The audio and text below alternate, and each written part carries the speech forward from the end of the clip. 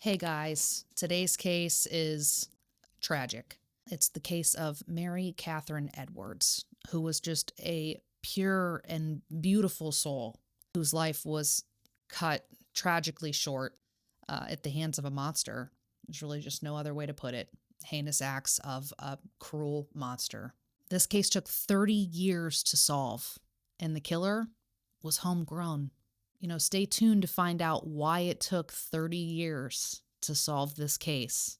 The killer that everybody knew the whole time. No new evidence happened in that amount of time. So find out what scientific evidence evolved that helped them finally bring justice to this town, the friends, the students of Mary Catherine, who was a teacher, and most of all, her family, who had to wonder for all this time what happened to their daughter. Stay tuned. Hi, everyone. Hey. Hello. Welcome back to our channel, Two Peas in a Crime Pod. Episode 42. I had to think about that for a second. Yeah, I didn't know we were doing jingle style. That's our jingle. We have a jingle now. Oh, Yeah, that's and fun. rhyming is so last year. You're always singing. I am. It's a problem. To my detriment, I always be singing. I love that. Hi, guys. What's up? What is up to our subscribers? How are you? How are you? We are so excited. We have 25,000 subscribers. I can't even believe it. It is so humbling and exciting for us. We have an audience that we are happy to provide these cases and talk about things. And so many times I've used this, like the saying, like, wow, mind blown. This is one of those times where I said, like, when we were looking at the number and I was like, my mind is blown. Like, that's why they made that fucking emoji with the fucking cloud. okay. Was this feeling like, cannot believe that we have this many subscribers and that, it's catching on and people are commenting and giving us feedback, and it's mostly good. We have gotten some, I will say we've had a little bit of negative feedback, which is fine. We've had some constructive feedback, which is super helpful. Like, hey, like we couldn't really hear you, or like, hey, I'm not like, like check that fact, or hey, like the lighting's not great. Like some things we were like, okay, like thank you for letting us know. We can work on that. So we've had some technical difficulties plaguing Courtney's mic. My mic fucking hates me. So we've been trying to figure it out, but I think this week we have it figured out. Here's the fucking problem, is that we don't realize there's a problem until like post-production, when it's like fully edited and I'm like getting to watch it and I'm listening to it on like my phone's full volume or a TV's full volume, because mom's just trying to like bust shit out on her phone and on the home computer and stuff with like, and I'm watching it and I'm like, oh, you can't hear me again. Well, we'll fix that next time. Yeah, like I do hear that we can't hear her, and so I have to turn the volume up loud enough to hear her, but then I'm booming in the mic. And that's always nice for you as a listener. Which is weird because like, I already talk loud. My mic's already hot with my voice, I feel like you are purposefully, when we do this, projecting, because I feel like in the rest of our entire life, I am the one who just is naturally fucking screaming everything I say for no reason. I agree with you. Quiet. And when we do the show, because I don't know, you'd think you would do this too, because you're like more stage perform, like you perform more than me. When there's a mic in front of me, I know not to fucking scream. That's what the mic's doing, is projecting for me. So like as soon as the mic goes here, I like chill, because I don't want to be screaming in y'all's ears. And mom's over here like with her fucking professional radio voice coming in. Hey, I'm here to tell you about a murder. And she's like, you don't even need a mic. I'm not using my professional voice. No, she's not. Her professional voice. But I am projecting. Yeah. Like I am talking loud. I'm watching one of our last episodes, and I shit you not, the fucking mic was here, but it was covering my face like this. Mm-hmm. So yeah, I was directionally not talking to the mic, but I was like this, and I was fucking close. That shit was touching my fucking face. Mom's mic was like this, picked up every motherfucking word she said. And mine, it literally sounded like I was in the other room doing a fucking ventriloquist act. Like there was a hand up my ass. And I was just ridiculous. I was so pissed off. Like I watch it and I'm like texting mom. I'm like, God fucking damn it. Yeah, ridiculous. Yeah, it's a total bummer because she's the one that says the funny stuff that's interesting. Well, we all know I love myself. I want to fucking hear me. Come on. I want to hear you. We all want to hear you. No, it's not even. It's just that I want the quality to be good. Like I feel that when I watch that and it's hard to hear me, or like when I do my little asides or whispers that they're not picked up, and then it was like, what was the point and how does that come across to you, our subscribers or our first time viewers? Like it probably looks like we don't give a shit or like we're too dumb to know better. It can't possibly come across as something good, and that pisses me off because like we really do care and we really are trying, but we are kind of dumb. And so but we are doing our best. And yeah, we bought this new microphone. I was like, okay, it was because the last cord was broken. So we bought a new cord. And then mom's like, you know what? I just got you a new mic too. And then the first episode we did, I had the fucking mic flipped the wrong way because I didn't know that they were directional. It's open on both sides. So I thought both sides, as long as you're not talking into this fucking black bar part, I thought you were good. Wrong. We're learning. So please bear with us as you have been. We appreciate your loyalty. Yeah, if any of you know about microphones, like give me some pointer. Like, hey, dummy, this is why no one can hear you. Like, please. You have to project and you have to have it closer to your face. And not this thing. This is the popper thing. You know, keep that close to that. Mom, do you see that yours is a foot the fuck away from you? And because I project. You'll be fine. Y'all don't. I project. You don't. Y'all gonna make me lose my mind up in here. Up in here. If I got to bring it to you cowards, it's gonna be quick. That's all. It's just, you know, I talk Suck louder. My dick. Okay. Sorry. I had to finish the rhyme. Okay. I didn't know that was even in that rhyme. And all the other cats you run with, you're done with. Okay. I'm not gonna do that today, but yeah, we're trying to fix the bugs. There's bugs in my brain, guys. Can I just say, this candle smells amazing. This was a good purchase. Muffin bought the candle and she said, look, I got something for our podcast because our other candle was like down to the glass. Yeah, bottom. I did a Walmart pickup order. And after I placed my order, it was like, you sure you're done? You don't want to add any of these things? And some of it was things that I always get. Like it was like Arm & Hammer detergent. And I was like, these motherfuckers know I always need more detergent. But then it also said a candle. I've never bought a candle from Walmart in my life. Ever. I don't buy candles. I have kids and I have cats. I ain't got no fucking candles in my house. Are you kidding me? It's the reason I still have a house. I firmly believe. And it was like, do you want this bourbon butter pecan candle? And I was like, a bitch might. Are you kidding me? That sounds wonderful. And I know that our last candle burned out. And I was like, oh my God, I can contribute something to the fucking podcast. I was like, Mom, I did something major today in the way of our podcast. I love it. I went out and I got to tell you, I bought 4 more. Did you? Of that scent. I went there last night. I'm so happy. I feel like I did something. It's been sitting on the kitchen table since you gave it to me. And then we used it on our last podcast and I smelled it and it's just. You had to go get more. Yeah, it's magical. I want credits at the end of this episode, and I want... What is it called? Bourbon pecan pie. Pecan pie. That's what it is. That's what it is. Walmart. Highly recommend. I want credits to roll, and you can put your name on all 50 things you do, and I just want to put, like, candle supplier, Courtney. Okay. Dumb bitch energy, Courtney. That's it. Those are my 2. That's all. I love that. That's the greatest credits I ever heard in my life. If I know... And we'll just put everything else. Kelly.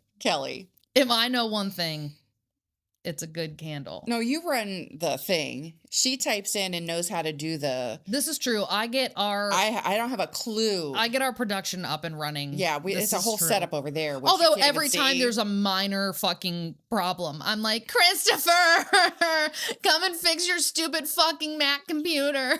It's a studio of my son that we're borrowing. It's not a stupid computer. It's like really legit. It is. And he's a producer and a musician.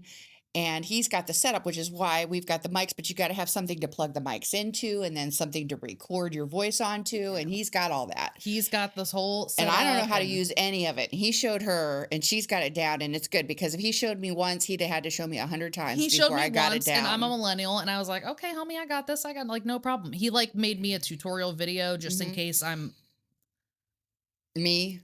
the fucking nut didn't fall far from the tree over here. But I was like, Christopher, I know how basic operating programs work. Most things are made pretty intuitively. I think I can figure out where to click. That being said, I like one time, like the cord came a little bit loose on the side, and I was like, I've fucking done everything that you said. And he was like staring at me, and he was like, I was like, right. Of course. So Ain't got no gas in it. you contribute a lot. I'm trying.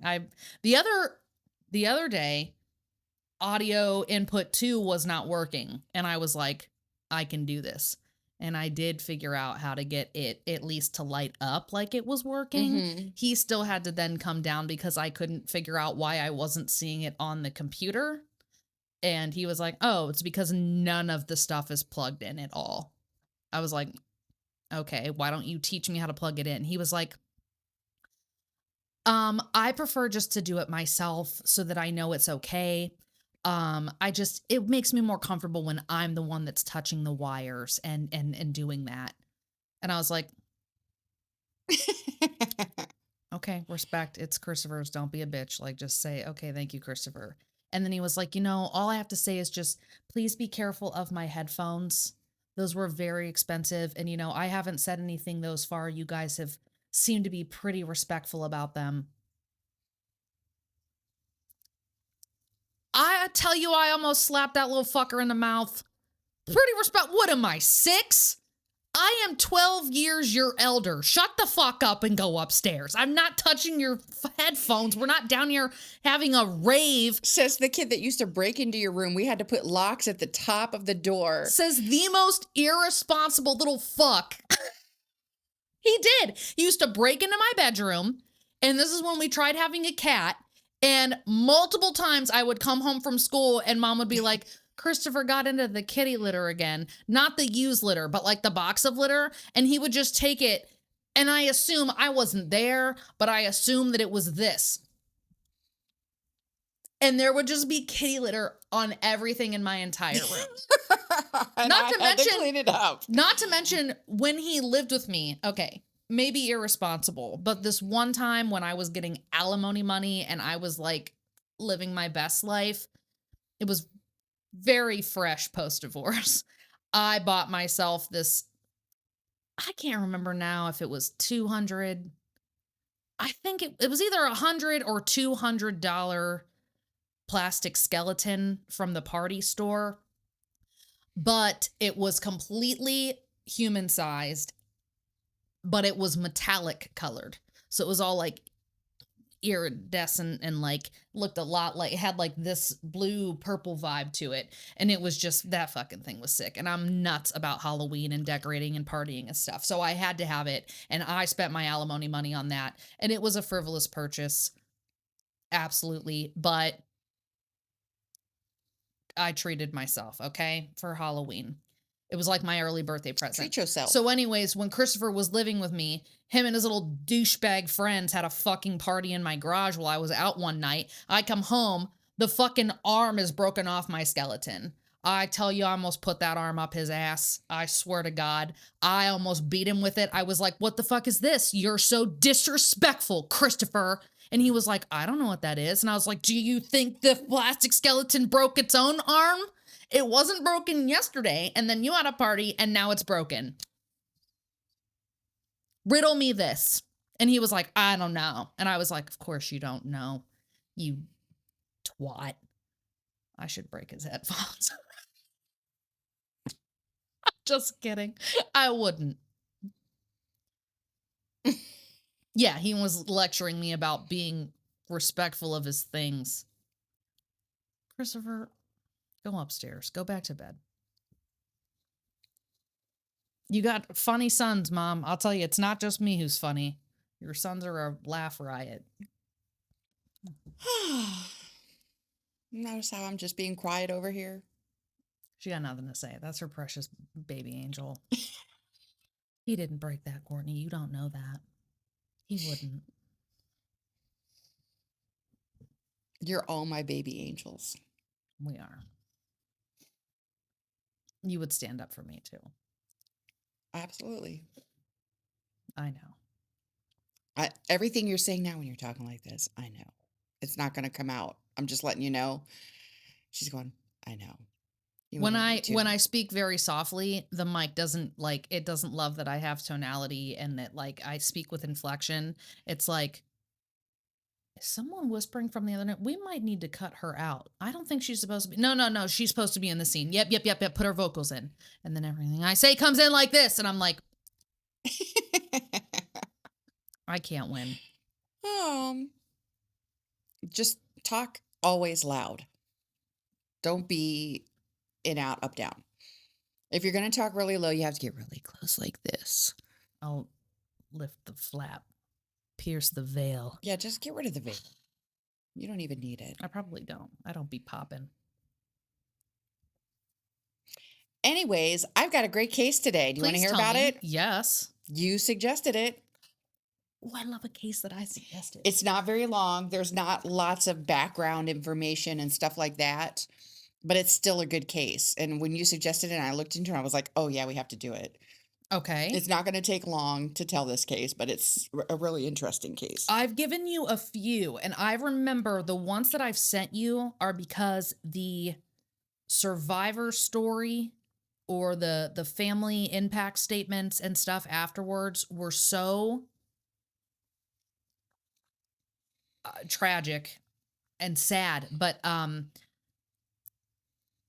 heartfelt and just stories of true strength and inner peace. And I that's what got me about some of the cases that I've been sending you. Okay.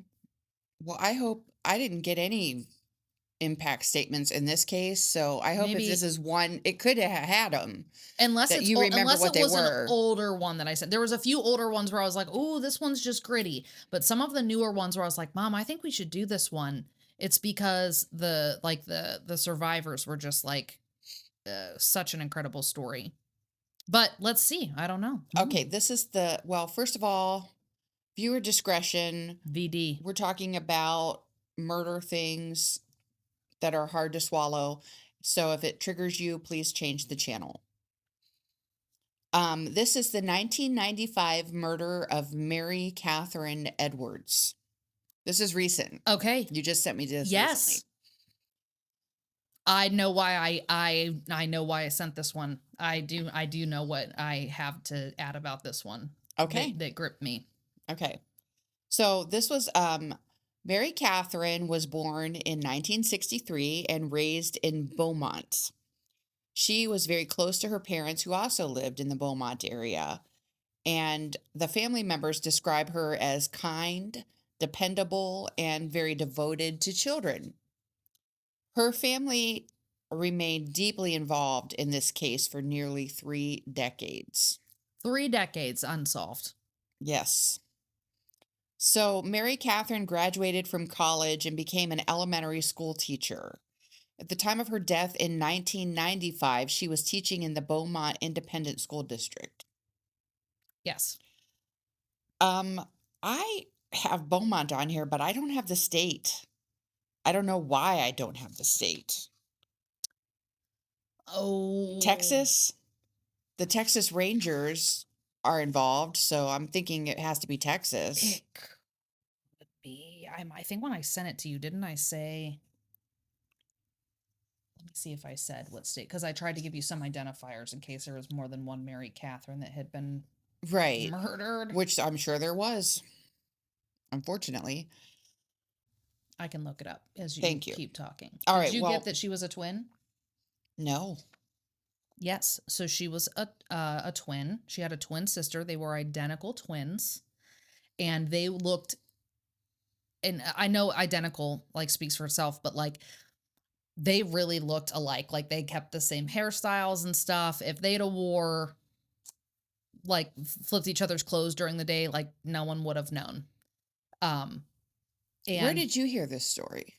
um, Was it one of your I don't remember which crime show I was watching. crime? It I was was a crime watching a crime show. show. Yeah, it might have been a 48 They always have hours. such good details. I did everything I could to try to find background details, and it Mary was sparse. Catherine Edwards.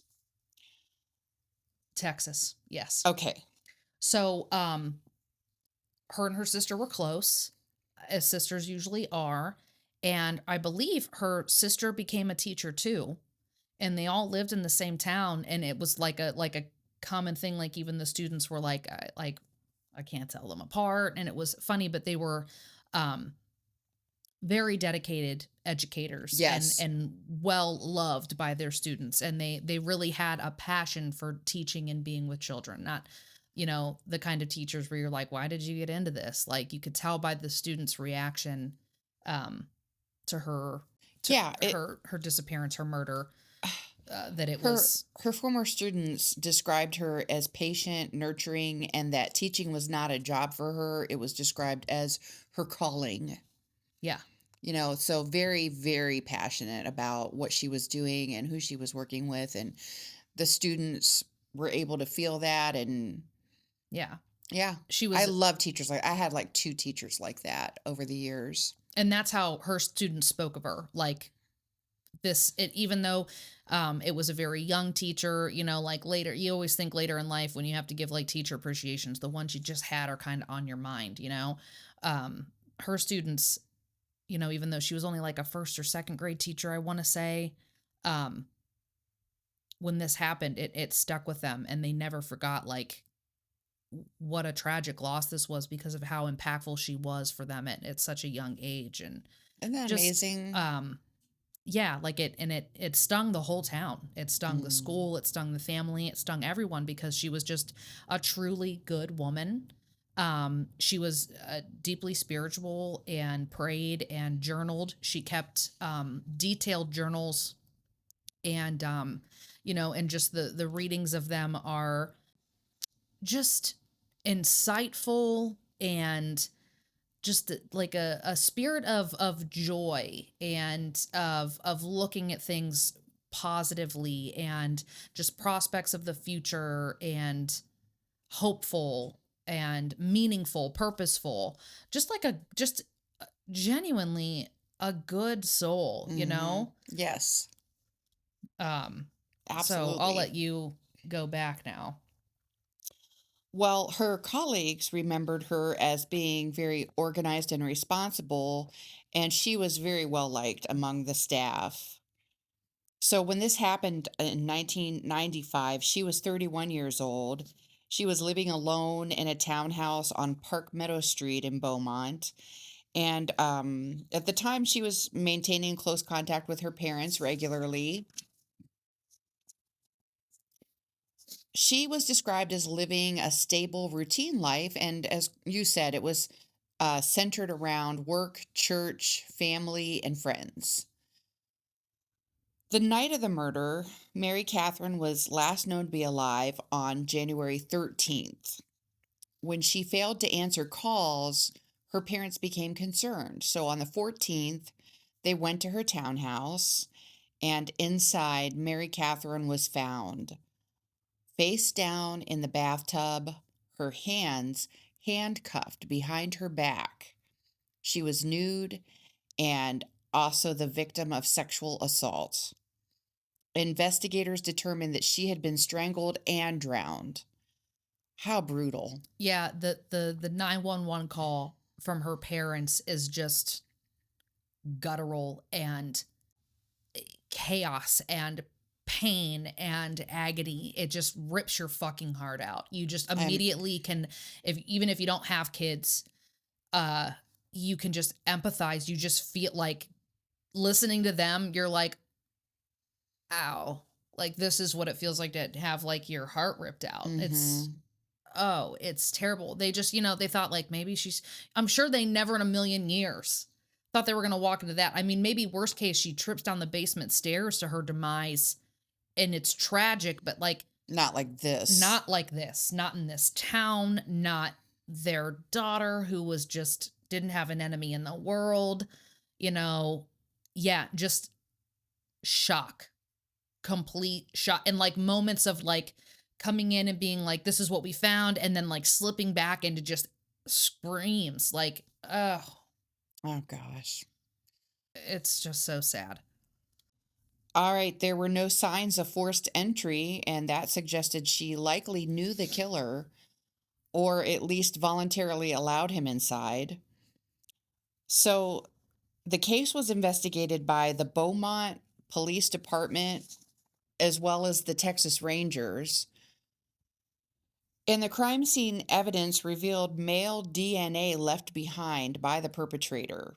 However, at the time, it didn't match anyone in CODIS, which is the FBI DNA database, and no suspect was identified, unfortunately, so no arrests were made. After her murder, students and coworkers and church members mourned publicly. It was just as sad as if a famous person had been murdered.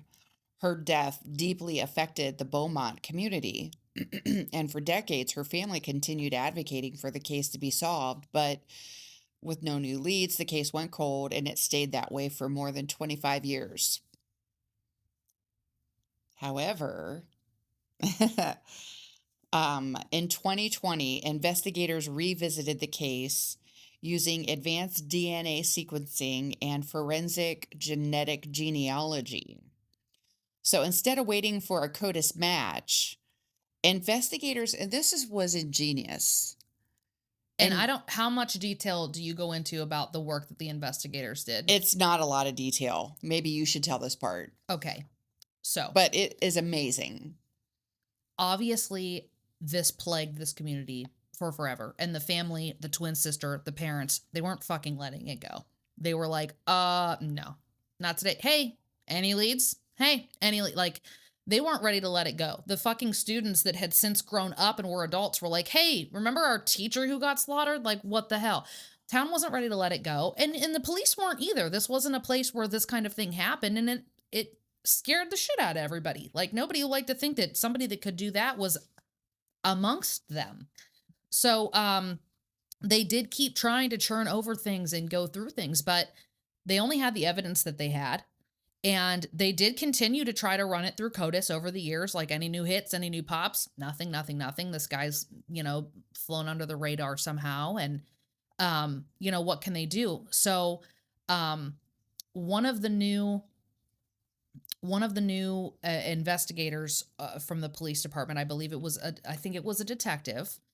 Um, I can't remember exactly. It was someone for sure from like the police department, and someone who was an expert in doing genealogy, like branching out family trees. They hooked up and got involved in this case and made it like their personal mission to fish through this DNA to sort down every, like, it was something insane. I don't know if the Well, stats on there. I don't think you said what they did was they uploaded it to just like Ancestry. Ancestry. Was it I'm Ancestry or sorry. one of those? I'm sorry. I guess I just took for granted that maybe you would know There's a when I said couple. genealogy. There's when you No, do Ancestry, and there's one other one too, in the fine print of that, you agree to make it public access. and Now, like 23andMe, there's one of them that doesn't, that was like, no, we're not going to give your shit to the police. But the rest of them were like, hey, it becomes public access now. it just, when you're a member, you can say, if you find any familial matches, let me know. And that's what happened. They put it into the ancestry genealogy database instead of the police. And ancestry is just anybody that's ever uploaded their DNA that wants to know their origins.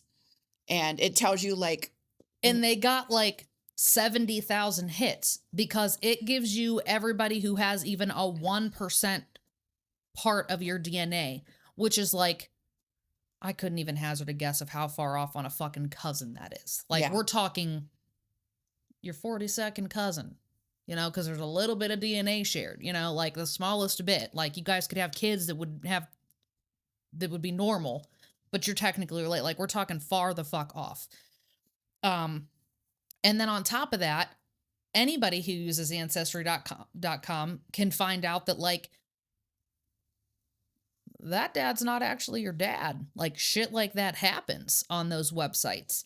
And so, you know, you've uploaded it and you've made your own tree and you're like, well, my dad is Bobby, because that's what my mom said. And then you do your ancestry, and now there's this secondary tree where it's like, well, your DNA dad is Tom over here. Like, so, you know, these trees, ancestries, now you're like, well, who the fuck is Tom? And his last name is this. And who are these people that are actually my DNA biological grandparent? You know, the website is wild. It very quickly, you realize siblings and then cousins, and it's nuts, right? So these women, they shot in the dark, put his DNA into the ancestry, and they get a shitload of hits. And so they, you know, they try to deduce, like, okay, how do we sift through and make the most of our time? So they start looking at, because this happened in Texas, they tried to look for whatever reason, I remember French names came up, or like he had French ancestry, so they looked at last names that sounded French, or something about the bayou or something. But eventually it was like, okay, well, there's a few French last names in the town. Why don't we look for people that they graduated with that may have been familiar, since we thought that there was this element of they didn't have to break into the house. And like, I'm telling the shortest version of the story. It went on for a while that these ladies went through countless fucking names. And like 3 o'clock in the morning, they would be like, I think I finally got it. I think I got a hit. I got this guy's name. Like, let's run it. And they would try to see if he ever lived in that area or if he ever had anybody, and it failed. It wasn't the guy. It wasn't the guy. It wasn't the guy. So finally, fast forward, they find a French sounding last name in their town from brothers who graduated just a few years before the twins did. And here's where it started to piss me off. Do you have anything in your investigation about their very close friends? The woman who is their very close friend, mm-mm. who was married to the killer? No. Okay. No, So, that was not, like I said, I could hardly find anything about anybody. let me tell you the story. Buckle up, sweetheart. Oh boy. So, go way back when. These girls were well liked and stuff. They didn't have like a huge network of friends, you know, and their one very close friend who had them as her bridesmaids in her wedding. I cannot think of her goddamn name now. Why don't you Google it while I tell the story? Mary Catherine Edwards' best friend, wife of killer. Because Oh yeah, see, they didn't give me that. What it gave me, what I got was that he was friends with a man who invited him to the wedding. nope, it's his wedding. It was his wedding? Yep. Oh yeah, She was see? the fucking bridesmaid in his wedding. Oh my gosh. Okay. Yeah, my information did say that she was the bridesmaid at a wedding that he was at.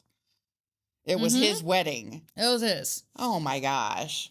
So You need to tell me next time you give me, like, so I can watch whatever episode you're watching so I can get better information. okay. Because when I try to search, I can only search like I want verified facts.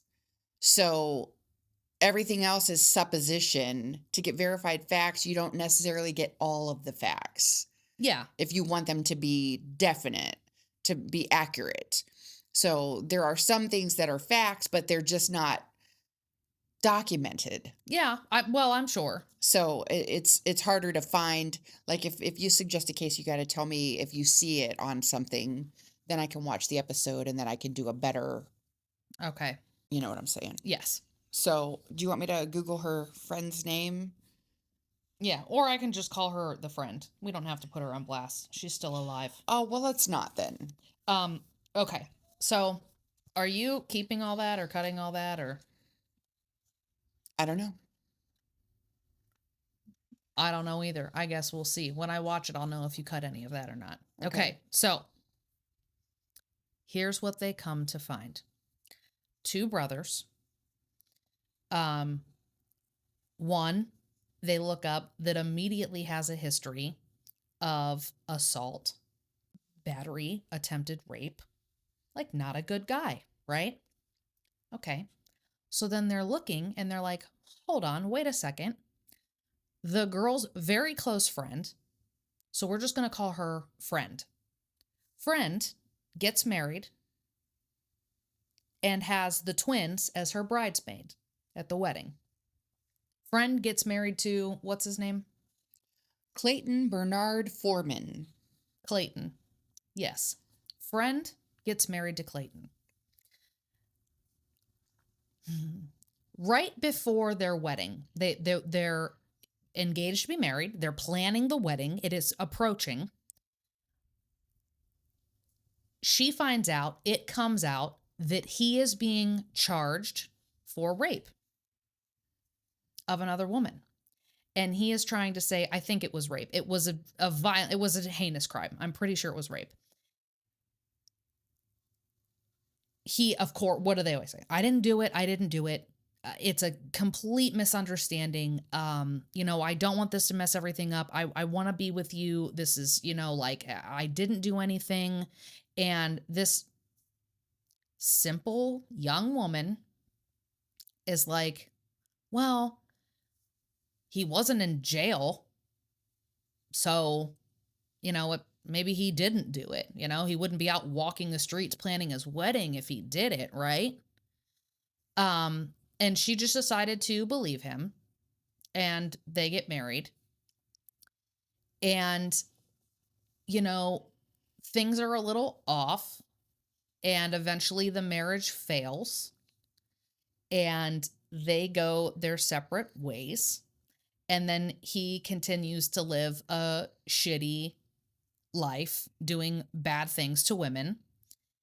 And eventually he moves away. I want to say he moved to fucking Ohio. Yes. I think he was in Ohio when they found him. Yes. And he was this morbidly obese piece of shit. And Franklin County, Ohio. they happened to catch 2021. They happened to catch his DNA. Okay. So as soon as they get this hit and they fish it out and they see it was Friend's husband, so he definitely knew her. That's probably how he was able to get in, because he would have might have had a ruse, right? Like a believable ruse, because it's your friend's husband. Right. So they call up to Franklin County from Texas and they go, hey, here's the sitch. And they run this down. So you've got the female detective from the Texas department. You've got that genealogy expert. They are like freaking the fuck out. Like, oh my God, like this is it. Finally, like they're super excited.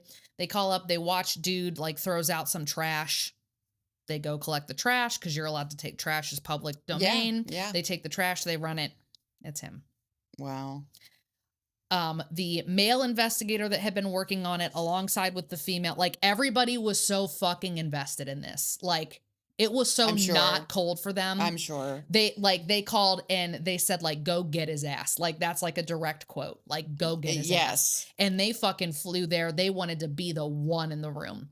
And, of course, they ask all these leading questions, great investigative work. They're like, "Did you know her?" And he's like, "Yeah, I knew of her." Was she close with you? Like, no, she wasn't really close with me.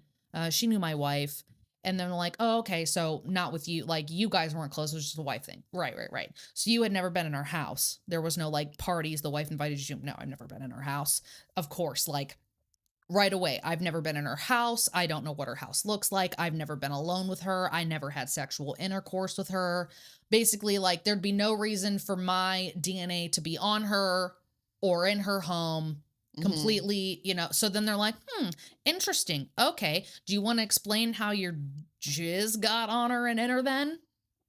You do understand how DNA works, right? And he's just sitting there and he's like, I think I need a lawyer. And they're like, I think you fucking do.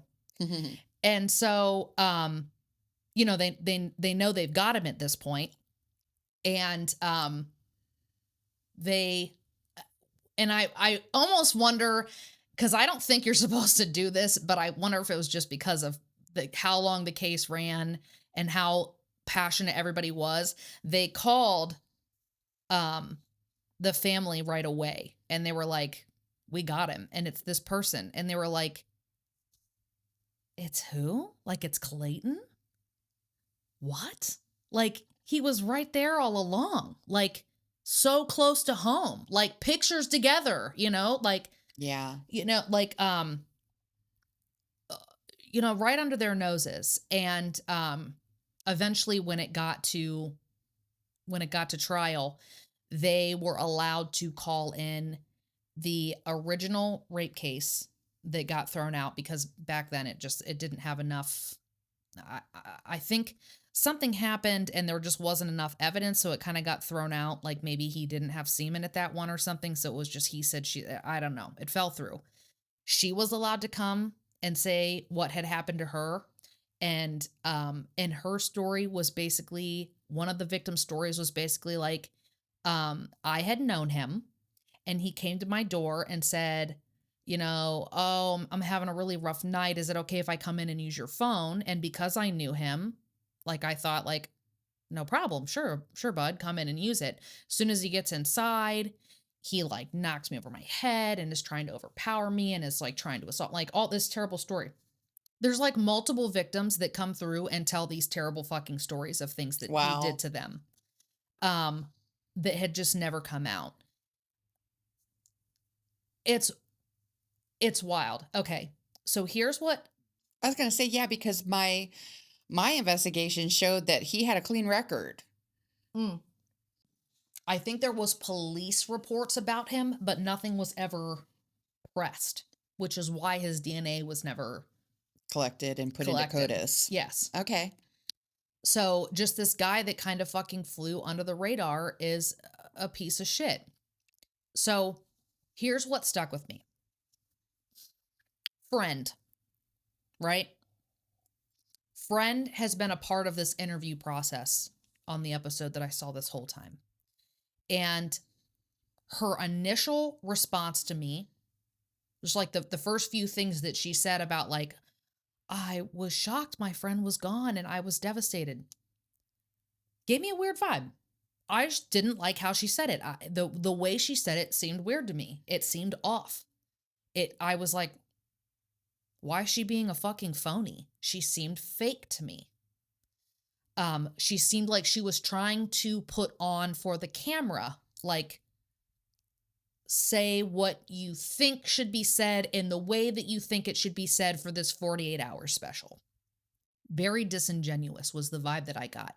And it just wasn't sitting well with me. Really? And I couldn't pick up on why, because obviously she was sitting on the couch with like other family and friends. Mhm. Well, it was her family. I think it was her sister and her brother.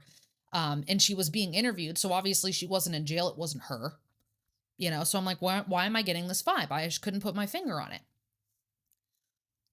As the episode goes on, she says a few more things that I'm like, it was something about the way that she was saying, like she was trying to act like, well, I had considered this and I had considered this. Like she was trying to act like, and I always kind of thought it was weird that there was no forced entry. And she was just trying to act like smart, like she was ahead of the curve. Like, why didn't the cops consider this? Which also seemed weird because if you were so ahead of the curve and it was like so easy to see where we were going, it wouldn't have taken 30 years to fucking solve. So pipe down. You're not Sherlock Holmes. You didn't fucking know. Just admit I was just as fucking lost as the rest of them. Like, again, it just seemed like I didn't get a bad guy vibe from her, but I got a very weird vibe. Like, why do you feel the need to fucking say something? Like, Mhm. you just felt the need to fucking have an input. Like in the back, like, right. What he said. Shut up. He just said it. I don't need you to say it. Right. Okay. Yes. Still getting this weird vibe from her. Then we get into the part of the storytelling where come find it's her ex-husband. And initially she like couldn't even cry about it on camera when she's recanting this. And she just goes, I just said, Clayton? No, it couldn't be Clayton. And again, it seemed like weird. The way that she said it seemed weird. I was like getting mad watching this. Oh, really? I was like, bitch, why are you being so weird right now? Like, I can't explain it. Then we dive in a little more and she starts talking a little bit more about her marriage to him and some weird things that had happened, why their marriage fell apart, how distance grew. And she starts talking about since finding this out, obviously. And I believe that that's true. Since finding it out, she's wondered, was I the ruse that he used to get into the house? Did he say, oh, me and friend are fighting again. You mind if I come in? I just need to cool off. Everybody needs to cool off. And of course, this awesome friend, good Christian woman, was not going to leave the husband of her BFF out in the cold. And yeah, of course, come on in. That's all it took.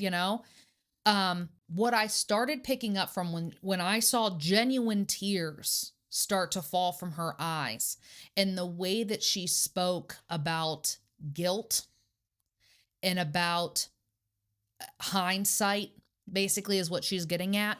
I just felt deeply bad for this woman. I could tell that the weird persona that she was putting up was this iron suit that she had to wear because, like, I think somewhere deep inside of her, she always thought something was off about him. Oh, okay. And it was one of those things where, like, yeah, you get a bad vibe, but especially as this is 95, this is, and it's an area where they're not necessarily like all psychology majors, like studying criminology and the fucking Right. psycho narcissist mind. And she thought something was off, sure, enough that she wanted to end her marriage, which is a taboo thing, and they're all Christian people and this and that. I don't think that she had an inkling that it was as bad as it was, but she knew something was off.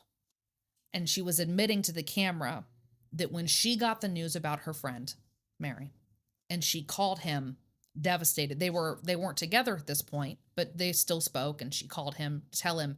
She said he was just so flat and his demeanor was like, oh, that's weird. And he wasn't shook or bothered, and it just never sat right with her. She never told anyone that. I think that she has this thick shell of guilt that dealing with might fucking kill her. Mm-hmm. Like, once she started, like, and she had to be so vulnerable on camera to talk about it and to admit that there were things that she missed and things that she didn't tell people. Nothing detrimental, like I was his alibi and I covered for him. Nothing like that, but just like the weird phone call. Like, maybe I should have just told the detectives, my fucking ex had told me he didn't rape this chick, and I believed him, but then he was kind of a piece of shit husband weirdo. And then I tell him about my friend and he doesn't give a shit. I'm sure in her head she was like, don't make a fuss. You're being ridiculous. Right, she talked He herself. never cared about anything. She did he would never. Yeah, he's a piece of shit, but he would never. She did what we all do when we doubt that little voice inside that goes, something's not right. Mhm. And once I saw that, and once the tears started to fall, I saw a frailty in her that like struck me like it's gonna make me cry. Like just the guilt on the I just my wish for her is that she finds peace and stops beating Mm. herself up. Cause like right then in that moment at the end of the show, I was like, that's what all the fucking weirdness was, is trying to get the story out without breaking down. Okay. I went from wanting to be like, throw her in fucking jail too. She's being fucking weird. Like, I don't trust her. I think she fucking knew all along. To being like, that's not what it was. Okay. That's not what her demeanor was at all. She's absolutely broken, I see. devastated over the guilt of feeling like That's so her sad. friend's life was cut short. She was right there to see what it did to her family, Mhm. her twin sister and her parents that whole time, hand in hand with them, feeling so bad. Then come find, yeah, just yeah, it blew me away. Her telling of it, the watching her start to take that guard off a little bit to like be vulnerable and tell how she was feeling. Ugh, Okay. it got me. It really did. I have to watch this I felt episode. deeply bad for her by the end of it. I was like, it's not this fucking woman's fault. Yeah. Even if he was beating her and had like maritally raped her, she didn't know. I'm sure Right. if she knew, she would have said she divorced him. She had no fucking, Exactly. she had nothing to, it wasn't like, well, he was still at home and he was going to kill me. He was out of there, If she knew, she would have said something. Yeah, she just ignored her women's intuition. Yeah. What a shame. But So yeah, he one of her students, one of Mary's students came to every day of the trial and Oh, okay. was like started studying law and was there as a representative. Like, she was my teacher, she was hugely impactful to me, and like justice is finally being served. Like, I'm gonna be there to watch this happen. Okay. And yeah, so just the legacy that she carried was, Yeah, in March of 2024, they found him guilty, and that was approximately 30 years later. He was sentenced to life in prison, and he did appeal in 2026, but the conviction was upheld. I know what a detail was. The handcuffs that he used on her were police like. So the town was kind of like fearful, like only police have these. It's not like today where you can pretty much order fucking anything readily Right. from the internet. Back then, you kind of like, it was a bigger deal to have these specific type of handcuffs. And so they were like, dude, is there a police officer in our town that's a fucking deviant? Like, it had everybody on edge. And he had started developing this persona that luckily didn't become like his MO of pretending to be a police officer. Like, oh, like I could help you with that flat tire. I'm a off-duty cop, but I got these handcuffs. You know what I mean? Like, and I want to say it was something about the wife knew that he had handcuffs or something, and that also didn't sit well with me.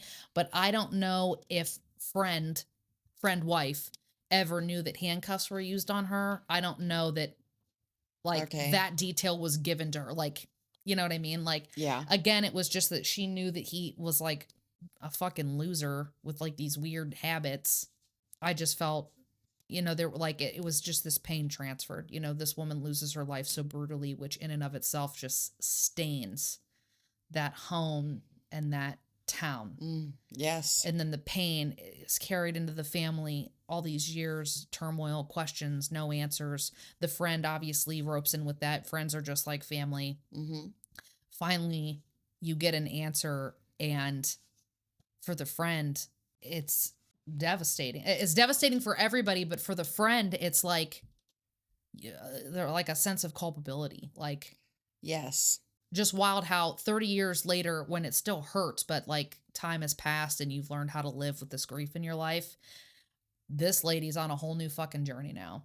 Yeah. You know, I'm glad they got him. He was 61 when they arrested him. I hope you pull up what he looked like. Oh, I will. I'll put some pictures up. He had like an all McDonald's diet for Okay. sure. There's no way this dude wasn't fucking diabetic. It was insane. I couldn't believe I was like, ugh, gross, fat piece of shit. I don't normally pick on fat people, but this guy was just disgusting. So I'm going to say mean things about him. That's all right. But I'm glad that he didn't eat himself into an early enough death that they weren't able to get his DNA and throw his ass in jail. He can die in jail now. I don't give a fuck. Like, stop wasting space and oxygen. But I'm glad he had to sit there, and every single one of those women got to go up on that stand and speak their truth in front of him, and he just had to fucking sit there. It was very terrible and tragic and gross and ridiculous, but empowering that those women. Oh, yeah. Because sometimes they don't let testimony like that be heard. Sometimes they're like, no, it's inadmissible. Like, it's, it's outside the realm. Not this time. They let every one of these people come in. Keep on coming. Go ahead. You sit there, you take your fucking time. Tell us what he did. Nice. So. It was a great case. It was even better than I thought. Yeah. That's why I told, as soon as I was like, Mom, we got to look into this one. I'm telling you, it was that woman. The story was worth telling. Mary's story was worth telling. Like I said, it started out with this soul that was on a beautiful journey, like living life the way you're supposed to, like trying to do more, trying to, she just was such and like reading her journal entries were so inspiring. She's a very inspired person. And to have that cut short, obviously she deserved to have her story told. But I'll tell you, because the one who's still alive that's got life left to live is that friend. That's why I was like, it's really, really like doubly a story worth being told, because that friend does not deserve to live every day under that cloud. Yeah. Yeah. Well, that's my story, and I'm sticking to it. Thank you so much. If you made it this far, we ask you to leave a like, or if you haven't subscribed yet, please consider subscribing and get notifications. We drop episodes every Tuesday, Thursday, and Saturday. And again, we appreciate your comments if you want to leave a comment. In the meanwhile, stay tuned next time. We've got another great case coming up. So thanks for stopping by, and we'll see you next time. Bye-bye. Bye, guys.